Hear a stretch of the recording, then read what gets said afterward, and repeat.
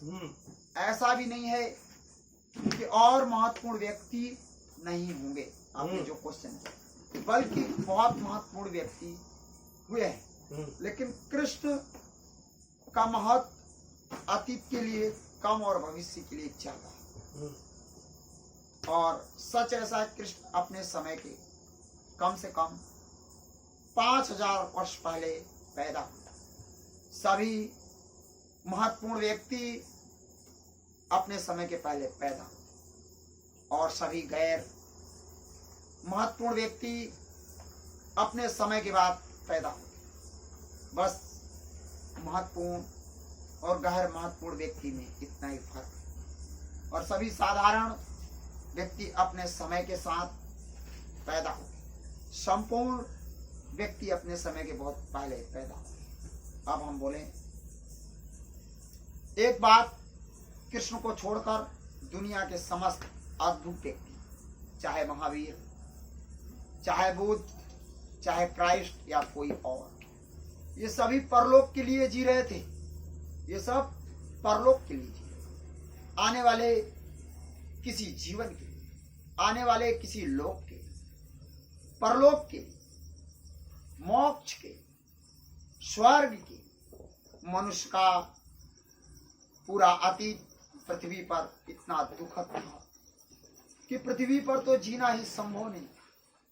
मनुष्य का पूरा अतीत इतनी पीड़ाओं, इतनी सफरिंग, इतनी कठिनाइयों का था कि इस पृथ्वी के जीवन को स्वीकार करना मुश्किल था। तो अतीत के समस्त धर्म पृथ्वी को अस्वीकार करने वाले धर्म, सिर्फ एक कृष्ण को छोड़कर, कृष्ण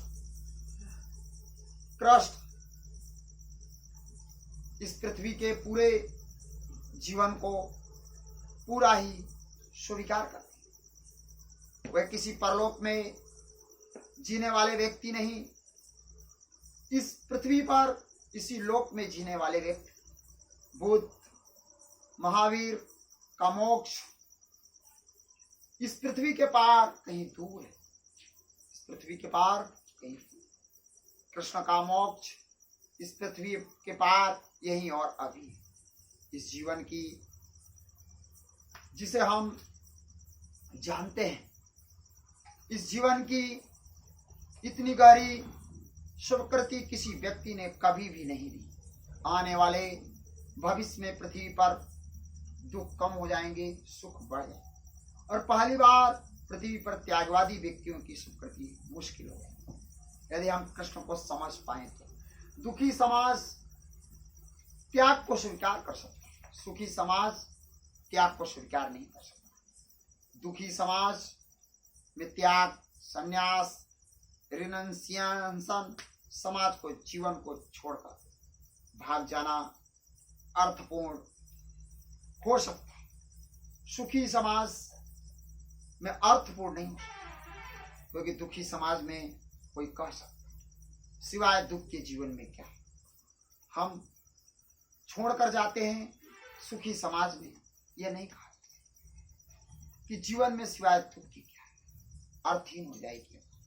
इसलिए त्यागवादी धर्म की कोई बात भविष्य के लिए सार्थक नहीं। तो जो कृष्ण के संबंध में हम कहने चाहेंगे, कृष्ण मेरे लिए आनंद है। क्या?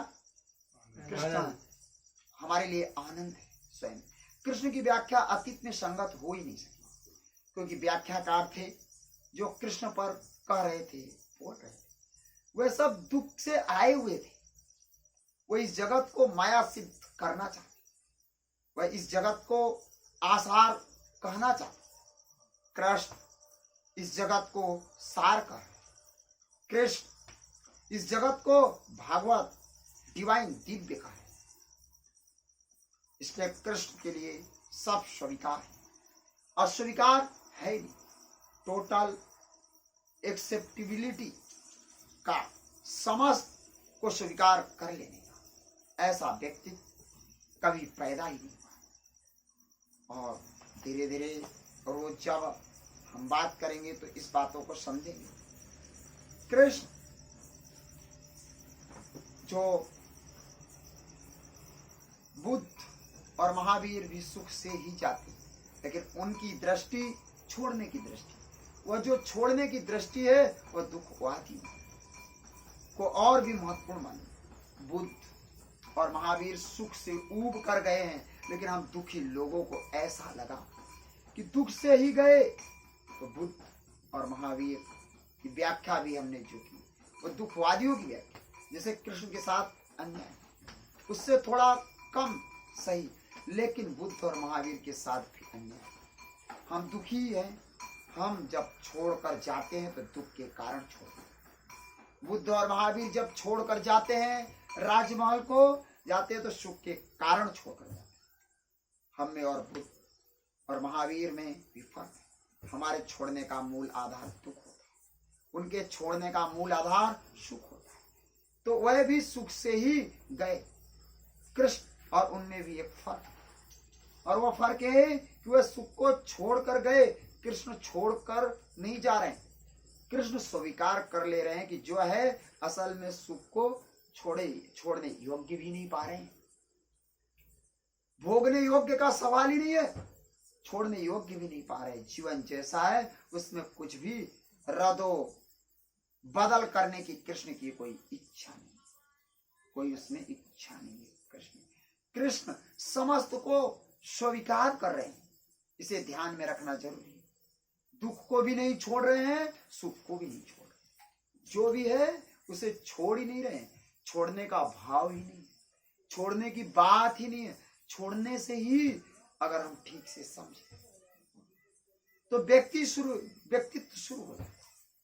जैसे ही हम छोड़ते हैं मैं शुरू हो जाता, लेकिन अगर हम कुछ छोड़ते ही नहीं तो मेरे होने का उपाय ही नहीं। इसलिए कृष्ण से निरअहंकारी व्यक्तित्व, कृष्ण से निरअहंकारी यानी कोई अहंकार नहीं, निरअहंकारी व्यक्तित्व खोजना मुश्किल है।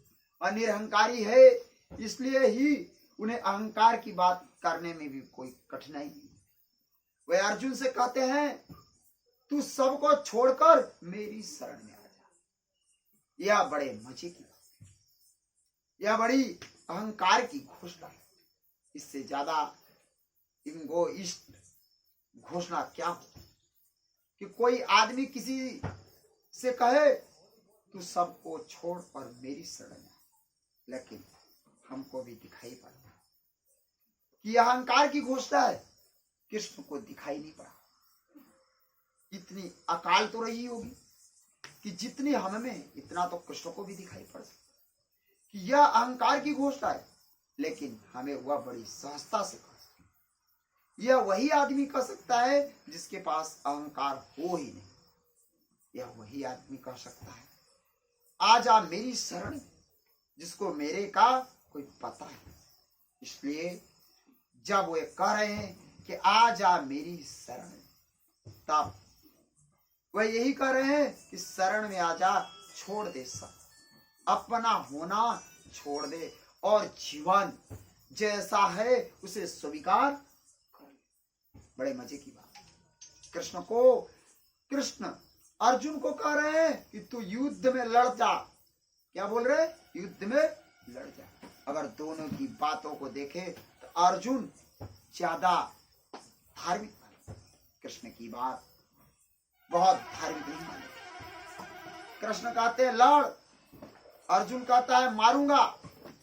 अर्जुन कहता है मारूंगा, दुख होगा, पीड़ा होगी, अपने है प्रियजन, संबंधी हैं, मित्र हैं, गुरु हैं, इनको मारूंगा, बहुत दुख होगा। इन सब को मारकर मैं बड़े से बड़ा सुख भी न चाहूंगा। इससे तो बेहतर है कि मैं भाग जाऊं। क्या बोल रहे? इससे बेहतर है कि मैं भाग जाऊं और भीख मांग लूं, आत्मघात कर लूं, वह भी सरल मालूम बजाय इन सबको मारने। कौन धार्मिक जो कहेगा कि कृष्ण को अर्जुन जो कह रहा है वह गलत? सभी धार्मिक कहेंगे, सभी धार्मिक कहेंगे। ठीक कहता है अर्जुन के मन में धर्म बुद्धि पैदा, लेकिन कृष्ण उससे कहते तू विचलित हो गया, तेरी धर्म बुद्धि नष्ट हो गई। क्योंकि कृष्ण यह कहते कि तू पागल, तू सोचता है किसी को मार सके, कोई मारता है कभी? तू सोचता है कि ये जो खड़े हैं तुम्हें इन्हें बचा सके, कोई किसी को बचा सकेगा? तू सोचता है तो युद्ध से बच सकेगा, तू अहिंसक हो सकेगा। लेकिन जहां मैं है खुद को बचाना, वहां अहिंसा हो सकती कभी नहीं। जो आ गया उसे स्वीकार, अपने को छोड़ और लड़। बोले अपने को छोड़ और लड़, जो सामने है उसमें डूब।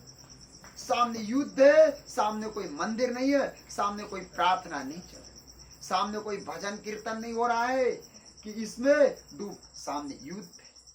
लेकिन कृष्ण कहते हैं इसमें तू डूब, अपने को छोड़, तू कौन है? और एक बहुत मजे की बात कहते हैं कि जिन्हें तू देखता है कि मरेंगे, मैं जानता हूं पहले ही मर चुके, वह सिर्फ मरने की प्रतीक्षा कर रहे। तू ज्यादा से ज्यादा निमित्त हो सकता है। तू अपने को ऐसा मत मान कि तू मार रहा है, क्योंकि तब तू निर्मित न रह जाएगा, कर्ता हो जाएगा। तू ऐसा भी न मान कि अगर तू छोड़कर भागेगा तो तू सोचेगा कि तूने बचाया, तब भी भ्रम होगा। तेरे बचाने से ये न बचेंगी, तेरे मारने से ये न मरेंगी। तू इसमें पूरा हो और इसमें पूरा डूब, और जो तुझ पर आ गया है तू उसे पूरा निभा। और पूरा तू तभी निभा सकता है जब तू अपनी बुद्धि छोड़, तू यह छोड़ कि मैं हूं और मैं के दृष्टिकोण से देखना छोड़। इसको अगर ठीक से समझे तो इसका मतलब ये होगा, अगर कोई मैं की दृष्टिकोण को छोड़े तो कर्ता न रह जाए, अभिनेता ही रह सकता है। मैं राम हूं, मेरी सीता खो जाए, तब मैं जिस भांति रोऊंगा एक रामलीला में काम करूं और सीता खो जाए, तब भी रोऊंगा। हो सकता है रोना मेरा असली राम रोने से ज्यादा कुशल होगा, क्योंकि असली राम को रिहर्सल का कोई मौका नहीं। सीता एक ही बार खोती, जब खो जाती है तभी पता, इसकी कोई पूर्व तैयारी नहीं। कृष्ण है की है लीला, कृष्ण की है लीला, वह कृष्ण लीला है। राम का है चरित्र, वह है चरित्र।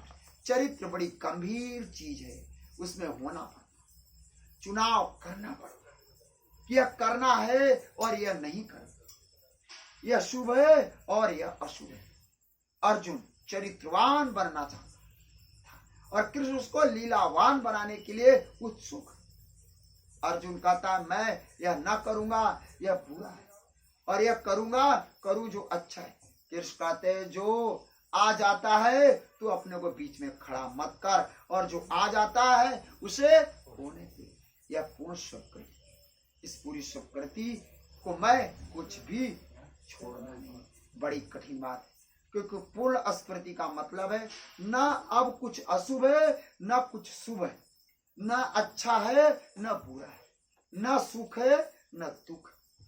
पूर्ण स्वीकृति का मतलब है कि हमारी वह जो द्वंद्वात्मक सोचने की व्यवस्था है, वह जो हम दो में तोड़कर ही सोचते हैं, सब चीजों को वह गई। कृष्ण कहते हैं ना कोई जन्म है ना कोई मृत्यु, ना कोई जन्मा है ना कोई मरे, इसलिए तू बेफिक्री से कूद। ना कोई मारता है ना कोई बचाता, इसलिए तू बेफिक्री से खेल। कृष्ण यह कर रहे कि वह जो तेरे दंड में सोचने की आदत है कि यह ठीक है, यह मैं करूं और यह ठीक नहीं है, या मैं ना करूं, या तू छोड़। इस पृथ्वी पर जो भी है वह परमात्मा, इसलिए ठीक और गैर ठीक का फैसला नहीं किया जा सकता। बड़ी कठिन यह बात है, नैतिक मन को बड़ी कठिन पड़ेगी, इसलिए कृष्ण नैतिक मन को जीतने कठिन पड़े। उतना अनैतिक आदमी कठिन है। अनैतिक आदमी को नैतिक आदमी निपट जाए। कह रहा है बुरा, कृष्ण को क्या कर रहे हैं? बुरा कहते भी नहीं बनता, क्योंकि आदमी बुरा दिखाई, अच्छे कहने की हिम्मत जुटाने वाले बहुत कम है। क्योंकि अच्छा कहो तो याद ऐसी बातों में अर्जुन को डाला जो कि इसलिए गांधी जी ने, इसलिए कई लोगों ने, गांधी जी जब कृष्ण की बात शुरू की तो उन्होंने इनके युद्ध को स्वीकार नहीं, लेकिन कृष्ण सब चीजों को स्वीकार, क्योंकि सब कृष्ण चुनाव रहित है, कृष्ण समग्र इंटीग्रेटेड है, इसलिए पूर्ण है। इसलिए हमने किसी दूसरे व्यक्ति को पूर्ण होने की बात नहीं की, क्योंकि वह अधूरा होगा। राम कैसे पूर्ण हो सकते? वह अधूरे होंगे, आधे का उनका चुनाव। जो नहीं चुनता वही पूरा हो सकता, लेकिन जो नहीं चुनता उसे कठिनाइयों में पड़ती, क्योंकि उसकी जिंदगी में वह कभी कभी दिखाई पड़ती। जो अंधेरा है और वह कभी कभी दिखाई, जो उजाला है उसकी जिंदगी धूप छांव का तालमेल, उसकी जिंदगी सीधी और एक रस नहीं हो सकती। आदमी एक रस जिंदगी उनकी हो सकती है जिनका चुनाव है, एक जिंदगी के कोने को साफ सुथरा कर सकते, लेकिन जिस कचरे को उन्होंने हटाया है वह जिंदगी के किसी दूसरे कोने में इकट्ठा होता है। लेकिन जिसने पूरे ही मकान को स्वीकार कर लिया है और कचरे को भी स्वीकार कर लिया और धूप को भी और अंधेरे को भी, तो अब उसका क्या होगा? उस आदमी की बाबत हम अपनी दृष्टि से नजर बना सकते हैं। हमारा चुनाव ही हमारी नजर हो। हम कह सकते हैं कि आदमी बुरा है। क्यों? क्योंकि अगर हम बुरा उसमें देखना चाहें तो दिखाई पड़ जाए। हम कह सकते हैं कि यह आदमी भला है, क्योंकि हम भला देखना चाहें तो उसमें दिखाई पड़े। उसमें दोनों भी हमारी भाषा की वजह से कहना पड़े। उसमें तो एक ही, लेकिन उस एक के ही दोनों। इसलिए कृष्ण के हमने सिर्फ चुनाव कर लिए, लेकिन कृष्ण को तर्कयुक्त ढांचों में बिठाना असंभव है। वह तर्क मानते नहीं, वह खंड मानते नहीं, वह खंडों में बातें चलेगा। वह हमारे घाट मानते नहीं, सब घाटों को छूते हैं, इसलिए कठिनाई तो पड़ेगी, बड़ी कठिनाई यही पड़ेगी कि आपका घाट चुकने लगेगा और कृष्ण न चुकेंगे। वह कहेंगे मैं आगे भी हूं, तुम्हारा घाट भी मैं छूता हूं, लेकिन और घाट भी मैं छूता हूं। मैं बुरे के घाट पर भी लहरें पहुंचाता, भले के घाट पर भी लहरें पहुंचाता। शांति का मेरा छोड़ नहीं, और युद्ध में मैं चक्र लेकर भी खड़ा हो जाता। प्रेम का मेरा अंत है, लेकिन तलवार से गर्दन भी काट सकता हूं। क्या बोले? प्रेम इतना है मेरे में, कृष्ण बोलते कि प्रेम का मेरा अंत नहीं है, लेकिन तलवार से गर्दन भी काट सकता हूं। लेकिन गृहस्थी होने से मुझे कोई पीड़ा नहीं, परमात्मा से मेरा बड़ा लगा। वो कहते लेकिन संसार से रत्ती भर कम नहीं है, संसार से भी उतना ही है। न मैं संसार को परमात्मा के लिए छोड़ सकता हूँ, न परमात्मा को संसार के लिए छोड़ सकता हूँ। मैंने तो पूरे के लिए राजी होने की कसम ले ली, मैं हर रंग में रहूंगा।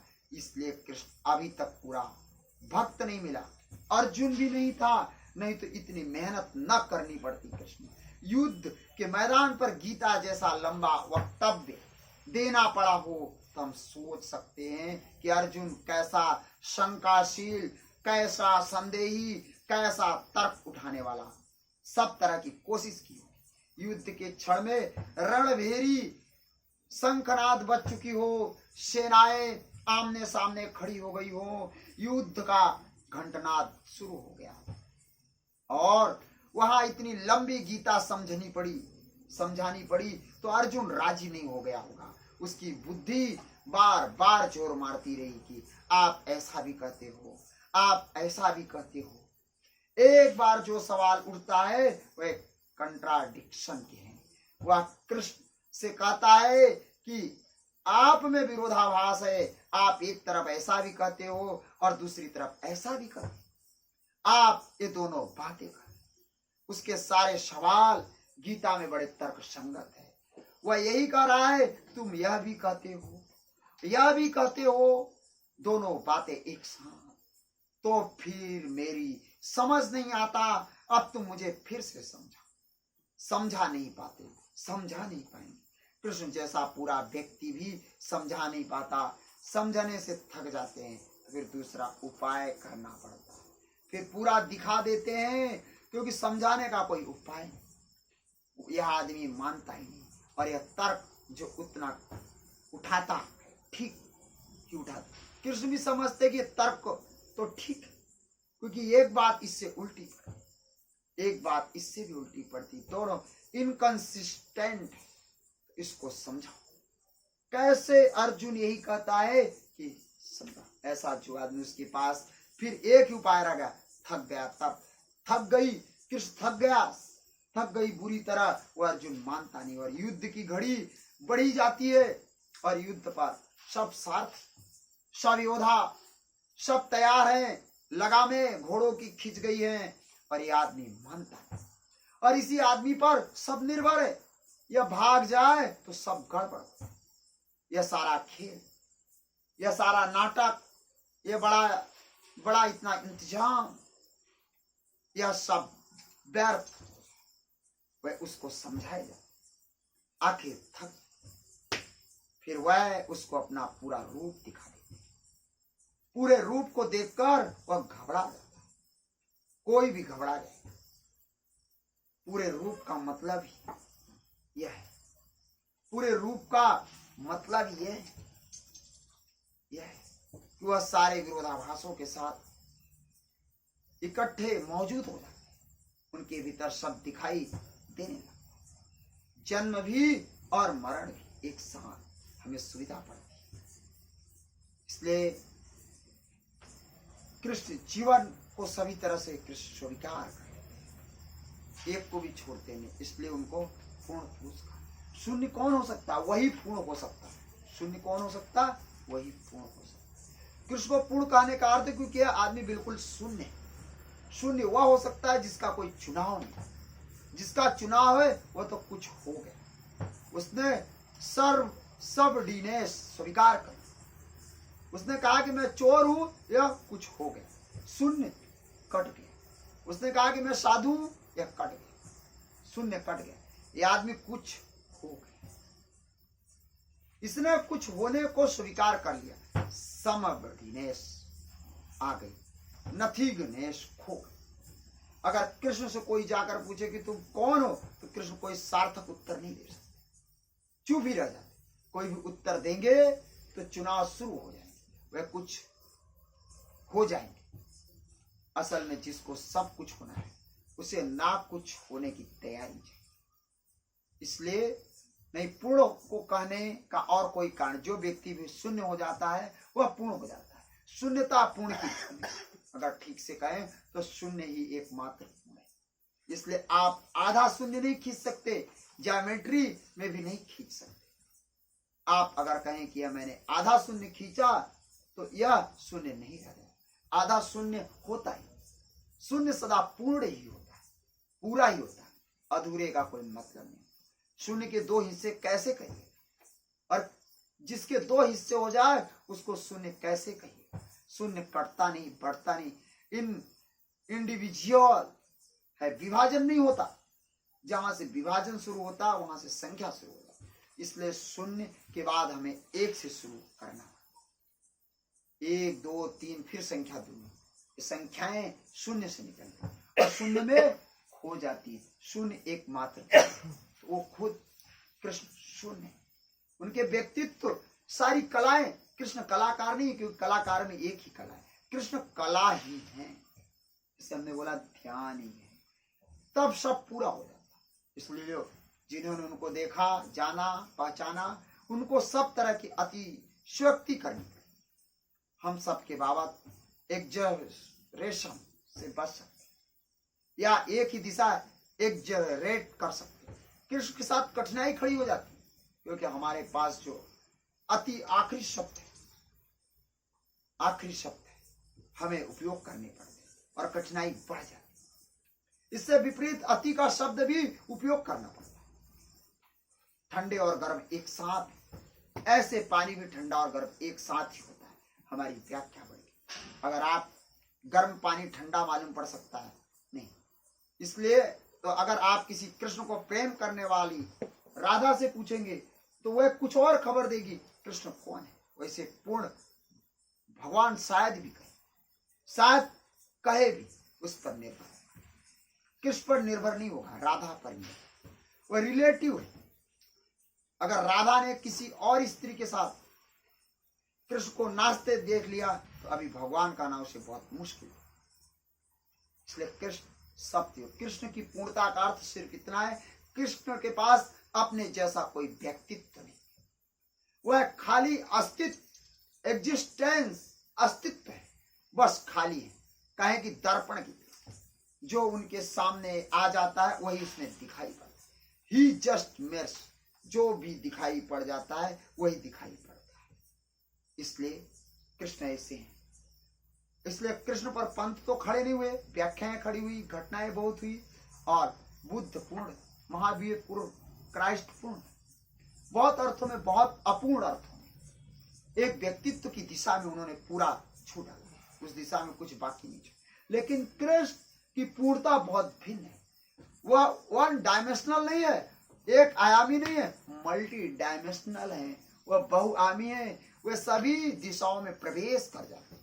वह चोर हैं तो पूरे चोर हैं, साधु हैं तो पूरे साधु हैं, याद करते हैं तो पूरा याद, भूलते हैं तो पूरा ही भूल जाते। इसलिए जब छोड़कर चले गए एक जगह को तो उस जगह को भूल, अब उस जगह के लोग परेशान हैं, रो रहे हैं, चिल्ला रहे हैं, और कृष्ण को बहुत कठोर ठहरा रहे। बाकी वह बेचारा कठोर जरा भी नहीं, या पूर्ण कठोरता में जरा भी नहीं, इस अर्थ में कि जो पूरा याद करता है वो आदमी पूरा भूला है, जो आधा आधा याद करता है वो आधा आधा याद भी। दर्पण आपको पूरा झलका देता, मामला खत्म, बात नहीं पड़ रही, आप चले गए खाली। कृष्ण जहां पहुंच गए अब वहां दर्पण बने, जहां थे वहां दर्पण बने, जहां पहुंच गए वहीं पहुंच गए। अब वहां जो दर्पण बन रहा है बन रहा, अब जो उसको दिखाई पड़ रहा है वह दिखाई पड़ रहा है, जिसको प्रेम करना पड़ रहा है उसको वह प्रेम कर, और जिससे लड़ना पड़ रहा है उससे लड़ रहे। जो उनके सामने है वह है, पर यह मल्टी डायमेंशनल है। तो पूर्णतः कृष्ण की बहुआयामी है, और एक आयाम में पूर्ण होना ही बहुत कठिन, आर्डुअस। एक आयाम में पूर्ण होना आमना सामना नहीं है, और बहुआयाम में पूर्ण होना तो कठिन कहना उचित नहीं, कहना चाहिए असंभव है, लेकिन असंभव भी घटित होता है। इसलिए कृष्ण का मामला तो कृष्ण के व्यक्तित्व में एक विस्तार है, एक एक्सटेंशन है, इसलिए डेंसिटी उतनी नहीं हो सकती जितनी महावीर या बुद्ध के व्यक्तित्व में है। घनत्व तो नहीं हो सकता, फैलाव है, अंतहीन फैलाव है। इसलिए कृष्ण की पूर्णता का अर्थ अनंता है। इसलिए कृष्ण को पूर्ण अनंता के अर्थ में, विस्तार के अर्थ में, फैलाव के अर्थ में समझेंगे, मल्टी डायमेंशनल के अर्थ में।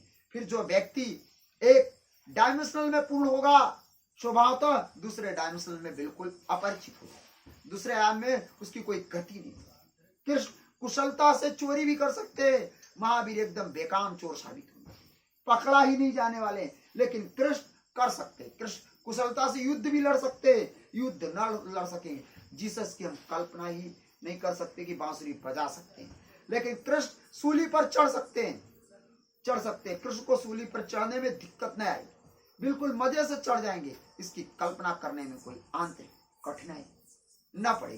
कृष्ण को सूली लग जाए, इसमें कोई इनहेरेंट, कोई इंट्रेसिक, कोई भीतरी तकलीफ नहीं मालूम पड़ेगी। लेकिन क्राइस्ट बांसुरी बजाए, इसमें बड़ा मुश्किल है। क्राइस्ट यानी जीसस यानी क्राइस्ट के व्यक्तित्व को सोचा भी जा सकता है, लेकिन कृष्ण मामला बहुत कठिन है।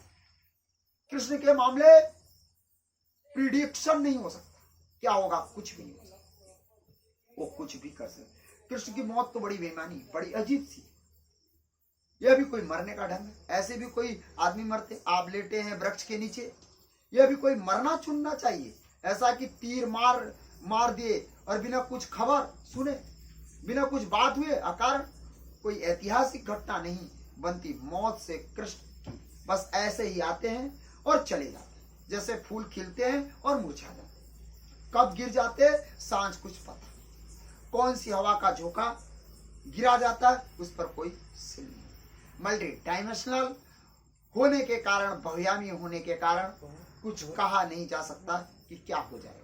कृष्ण के व्यक्तित्व में कौन कौन से फूल खिलेंगे नहीं कहा जा सकता। बस इतना ही। अब समझ में आए गुल साहब जी कृष्ण के संबंध में जी कि कैसे है कृष्ण हम्म पूर्ण शून्य